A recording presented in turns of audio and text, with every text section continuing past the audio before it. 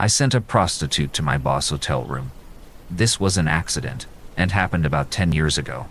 I had recently joined a Chinese-owned company in a fairly prominent position, and being the only white guy in the company, they liked to send me to trade shows in China to indicate that the company was definitely not Chinese. I was sent to Guangzhou to the Hotel Dong Fang, just around the corner from the convention center. Extraneous detail not really needed, but here to show this is genuine. Of course, with a convention center in town with many visitors, the prostitute madam's agents were out in force. Most of the people handing out cards for whores were very young kids, seriously young. They looked about 10 years old or younger. Often the only English they spoke was, "You buy, so cheap."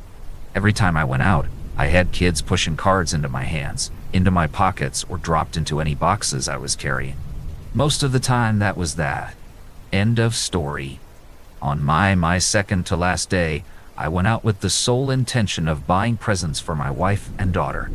When after the first shop I was approached by an older madam who would not leave me alone. Every step of the way she kept with me, encouraging me to buy, so cheap.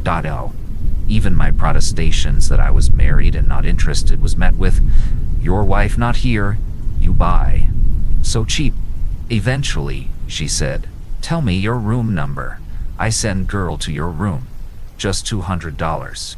Thinking this was the best way to get rid of her, I said, $200? Okay, I'm in room 1024, and then carried on shopping. Since this was a fake room number and I had no intention of carrying out the transaction, I promptly forgot about it. Next day, last day of the show, I was told the boss had flown to Beijing, and I was needed to help a colleague collect some stuff from his hotel room. I walked with my colleague, dodging the kids with prostitute cards, back to the hotel until I was standing outside my boss's room. Room 1024. I have never, ever dared ask or say anything to my boss about this. Only my wife knows this story.